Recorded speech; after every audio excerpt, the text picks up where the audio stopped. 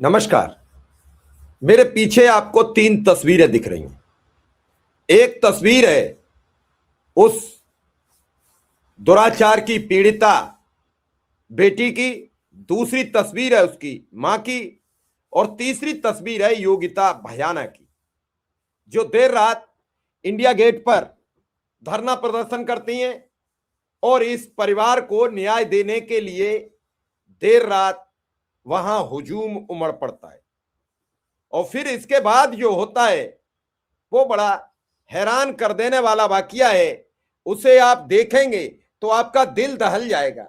जो सरकार दिनों रात बेटी बचाओ बेटी पढ़ाओ का नारा देती हो, उसी की पुलिस इस रेप पीड़िता बेटी को और उनकी मां को कैसे घसीटती हुई, धकियाती हुई, खींचती हुई ले जाती है, वो वीडियो आपके समक्ष 63 सेकंड का मैं दिखाऊंगा, हैरान कर देने वाला।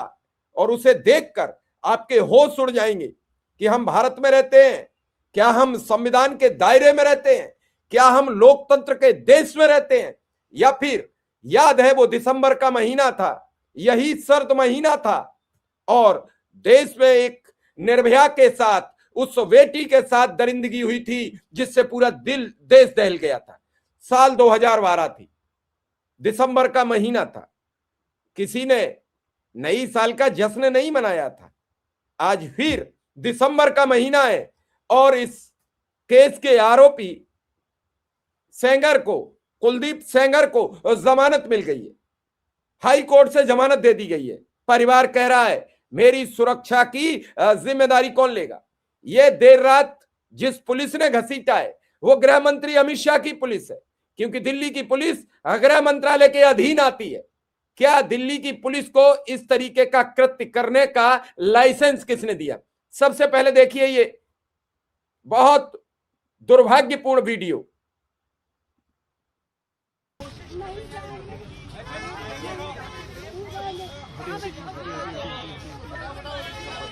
ये पीड़िता की मां जिसे पुलिस घसीटती खींचती ले जा रही है। चलो गाड़ी में बैठो, बैठो। यहाँ कैसे बैठोगे? यहाँ धरना कैसे दोगे? देखिए घसीटती हुई लोगों को फिलहाल इंडिया गेट के बाहर कैसे घसीटती हुई लेती जा रही है। देखिए ये माँ है, आपके समक्ष तस्वीरें हैं। वो माँ, ये माँ है वो।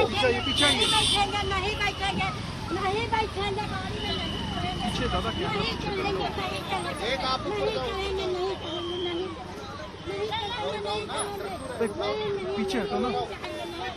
अरे नहीं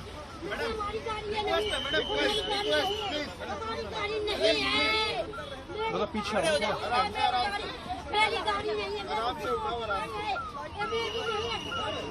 नहीं वो फेस नहीं दे रहा, नहीं दिखेगी।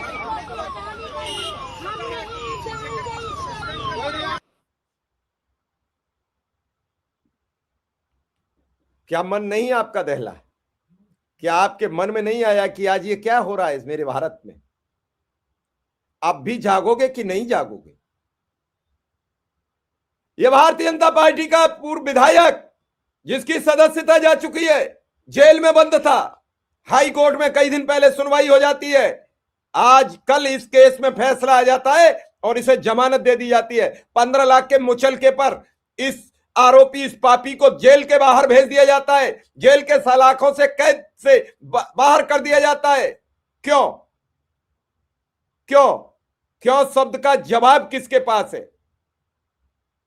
क्या इस बड़ी खबर पर, जो निर्भया की खबर पर पूरा देश चीख रहा था, पूरा देश सवाल कर रहा था, पूरे देश की मीडिया की लीड खबर बनी थी, क्या यह खबर, लीड खबर सभी चैनलों ने बनाई? क्या इस बेटी का दुख किसी ने समझा? उसे उकेरने की कोशिश की? क्यों मिली कुलदीप सेंगर को जमानत? क्या कारण थे? जबकि परिवार के साथ कई तरीके का दुर्व्यवहार हुआ। इसके साथ ही पीड़िता ने अपनी बात भी रखी है, हम उसे भी सुनाने का प्रयास करेंगे क्योंकि उसमें उसने और भी बहुत बातें की हैं। सबकी सोच के मुझे लगा ऐसा कि हम नहीं रहेंगे तो मेरा परिवार असुरक्षित हो जाएगा और मेरे परिवार के पास सुरक्षा भी नहीं है। पहले चाचा की मेरी बेल खारिज हो गई, उसके बाद आंसू रुक नहीं रहे। मेरे परिवार की, मेरे पैरोकारों की, मेरे जवंतियों की सुरक्षा हटवाई जाती है कोर्ट से। उसके बाद में सारा बहस हो गया। बहस होने के बाद उसके 3 महीने बाद जजमेंट आ रहा है। बहस होने के बाद 2-3 दिन बाद जजमेंट होता तो सब कोई सुनता, लेकिन उसके 3 महीने बाद जजमेंट हो रहा है कोर्ट में, हाई कोर्ट में, और उसको जमानत मिल गई है। अगर एक बेटी के साथ में रेप होता है और उसके पिता को मौत के घाट उतार दिया जाता है, उसके बाद उसके परिवार में एक्सीडेंट करवाया जाता है, उसका एक्सीडेंट करवाया जाता है, सबका एक्सीडेंट करवा के सबको खत्म कर दिया जाता है। मैं उस मौत और जिंदगी से लड़के बाहर आई हूँ। मैं अपना केस लड़े, मैं अपना संघर्ष करे, फिर भी उसमें सारा कुछ सेटलमेंट करके कुलदीप सेंगर को हाई कोर्ट से जमानत दे दी गई। मैं बहुत दुख है कि मेरा परिवार कैसे सुरक्षित रहेगा, क्योंकि मेरे 5 किलोमीटर के दूर कराएंगे। उनके आदमी तो दूर नहीं है, उनके आदमी तो मार देंगे आके। वो तो अपना रिकॉर्ड तो अच्छा दिखाएंगे, लेकिन उनके आदमी सारे बाहर हैं। अभी मेरे को आपके हस्बैंड का भी फोन आया, वो भी बहुत आहत है, वो भी कह रहे हैं मैं सुसाइड कर लूंगा। ये बच्ची भी कह रही है मैं सुसाइड कर लूंगी। ये हमारे देश का कानून है, मतलब न्याय के लिए लड़ना, मतलब उसका एक्सीडेंट करा दिया, उसकी पूरी फैमिली को मरवा दिया, ऑलमोस्ट सारे मेंबर्स को मरवा दिया, पिताजी को।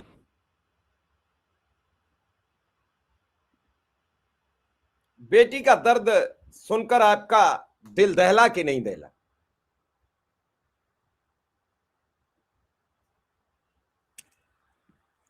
परिवार खत्म हो गया, पिता की पुलिस कस्टडी में मौत हो गई, फिर कार का एक्सीडेंट में बुआ और वकील की मौत हो गई, उसी एक्सीडेंट में घायल होकर वेंटिलेटर पर 6 महीने के इलाज के बाद जान बची, और आज उसी भाजपाई, उसी पूर्व विधायक हैवान को दिल्ली हाई कोर्ट के जजों ने रेप के मामले में जमानत दे दी है, उम्र कैद की सजा निलंबित कर दी है। कोर्ट ने 15 लाख के बांड पर सेंगर को जमानत दे दी है। शर्त रखी गई है कि पीड़ित के 5 किलोमीटर के दायरे में नहीं जा सकेगा। बिना पास जाए क्या वो कुछ नहीं कर सकता? जब वो जेल में बंद था तो एक्सीडेंट हो जाता है, पुलिस कस्टडी में बाप की जान चली जा सकती है, तो क्या नहीं हो सकता है? यही वो बेटी कह रही है। और बगल में बैठी मां, इस बूढ़ी मां को अभी भी न्याय की उम्मीद है। ये बार बार कह रही है कि वो बिना न्याय मिले नहीं जाएगी, पुलिस की गाड़ी में नहीं बैठेगी। लेकिन इंडिया गेट से कुछ दूरी पर दिल्ली हाई कोर्ट ने कुलदीप सेंगर को आज जमानत दे दी और ट्रायल कोर्ट की सजा पर रोक लगा दी। वारे वाह कानून, वारे वाह लोकतंत्र, और वारे वाह संविधान के नियम और कानून, सब कुछ ताक पर। ये सामाजिक कार्यकर्ता हैं योगिता भयाना जी, महिलाओं पर कहीं भी अन्याय की बात आती है तो खुलकर मैदान में आ जाती हैं। देर रात उस बेटी के आंसू पहुंचते नजर आ रही थी। आखिर कौन है इस घटना का पूरा जिम्मेदार? जिस बेटी के साथ यह घटना घटती है उसका पूरा परिवार टूट जाता है। सब बेचैन है। इंडिया गेट पर देर रात ये हुजूम उमड़ा हुआ था, और इस हुजूम में पुलिस ने जो हालत बनाई इस पूरे परिवार की, वो वाकई हैरान कर देने वाली थी। आज इस खबर को जिसने सुना वो असमंजस में था कि आखिर कुलदीप सेंगर को अदालत ने जमानत क्यों दी। और ये सवाल भी आप सबके लिए बड़ा अहम है कि जिसकी वजह से पूरा परिवार नेस्तनाबूद होने की कगार पर हो, और अदालत को मालूम हो, बाकायदा सबको पता हो, पूरे सिस्टम को पता हो, और उसके बावजूद अगर इस बेटी को न्याय ना मिले तो फिर क्या कहा जाएगा? अभी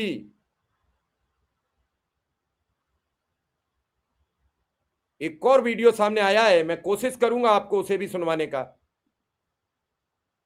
क्या हो रहा है इस समाज में,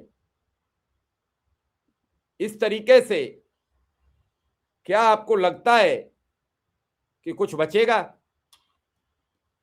योगिता भयाना जी ने अभी एक वीडियो और शेयर किया है, मैं कोशिश करता हूं उसे भी आपको समझ।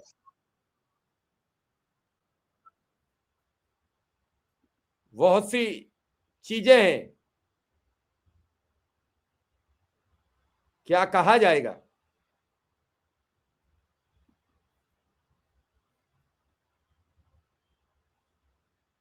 मैं इस पूरी स्टोरी पर आपसे कमेंट चाहता हूं। क्या कुलदीप सेंगर को जमानत मिलनी चाहिए थी? क्या इस पीड़िता को न्याय मिलना नहीं चाहिए, जिसने पूरा परिवार खो दिया, अपना सब कुछ खो दिया, अपना सब बर्बाद कर लिया? क्या इसे न्याय नहीं मिलना चाहिए?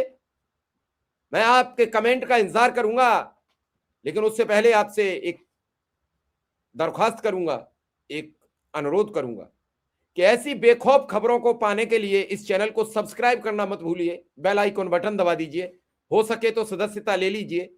आप सबका आभार रहेगा, धन्यवाद रहेगा, ताकि इन खबरों को हम बेखौफ पढ़ सकें। धन्यवाद, नमस्कार।